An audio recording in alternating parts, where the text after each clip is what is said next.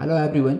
आज का हमारा सवाल है which of the following statements are not correct. यहाँ पे देखिए आपको कुछ ऑप्शंस दिए A B C D and E. आपको बताना है नॉट करेक्ट कौन सा है। तो एक एक करके हम लोग चारों जो ए बी सी डी ई है वो क्या कहता है पहले उसे समझते हैं, फिर हम आते हैं ऑप्शंस पे क्वेश्चन के। पहला, hydrogen is use to reduce heavy metal oxide to metal. तो देखो ये जो क्वेश्चन है ये आपका हाइड्रोजन चैप्टर से क्लास 11 हाइड्रोजन कंपाउंड से क्वेश्चन है।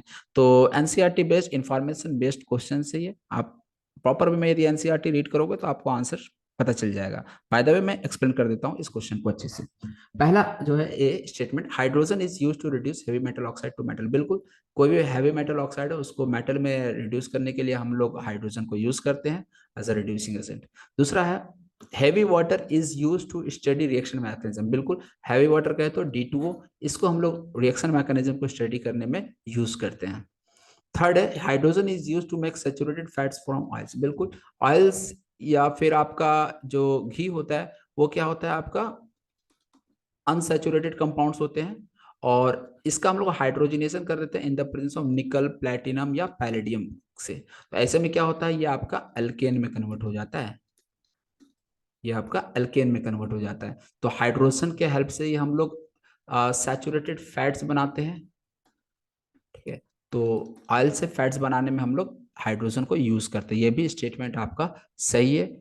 स्टेटमेंट बी भी जो था ये भी बिल्कुल सही है, और पहला स्टेटमेंट भी आपका सही था। ऑप्शन डी पे आते हैं, स्टेटमेंट डी पे। The H H bond dissociation enthalpy is lowest as compare to a single bond between two items of any element.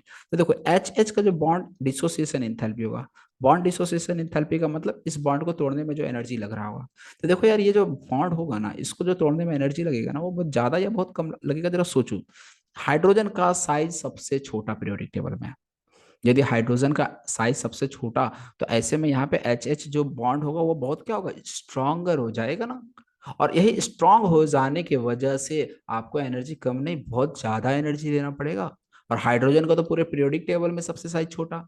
तो जब साइज सबसे छोटा तो बॉन्ड उतना ही स्ट्रॉन्गर। जब बॉन्ड स्ट्रॉन्गर होगा तो एनर्जी यहाँ सबसे ज्यादा देना पड़ेगा ना। तो यहाँ पे बोला गया H H bond dissociation enthalpy is lowest. बात समझ में आई? तो ये लोवेस्ट नहीं होगा, ये क्या होना चाहिए, हाईएस्ट होना चाहिए as compare to a single single bond between two atoms of any element. मतलब कहने का, जैसे मान लीजिए CL ले लिए, या कोई भी अदर आपका सिंगल बॉन्ड से बना है कोई मॉलिक्यूल्स, तो ये सबसे ज्यादा इसका होगा, इसका सबसे ज्यादा, बाकी सबका कम होगा। तो इसलिए जो डी है वो आपका फॉल्स स्टेटमेंट, नॉट करेक्ट के अकॉर्डिंग हम बोलेंगे कि हाँ डी तो एक मिल गया हमें। ए पे आते हैं, hydrogen reduces oxides of metal that are more active than iron. तो देखो यार, यहाँ पे भी थोड़ा सा गलती हो गया। हाइड्रोजन रिड्यूस तो करता है oxides of metal, that are more नहीं, that are less active than iron. तो जो आयरन से लेस एक्टिव होगा मेटल्स, उसको आप हाइड्रोजन आसानी से रिड्यूस कर देता है ऐसे मेटल ऑक्साइड को। बात समझ में आई? तो इसलिए यहाँ पे स्टेटमेंट ई भी इनकरेक्ट है। तो क्वेश्चन में आपसे पूछा ही गया था कौन सा स्टेटमेंट नॉट करेक्ट, सही नहीं है, तो डी और ई। तो इसलिए जो करेक्ट आंसर हो जाएगा इस क्वेश्चन का वो है option third. Hope you understand this question. Thank you for watching video.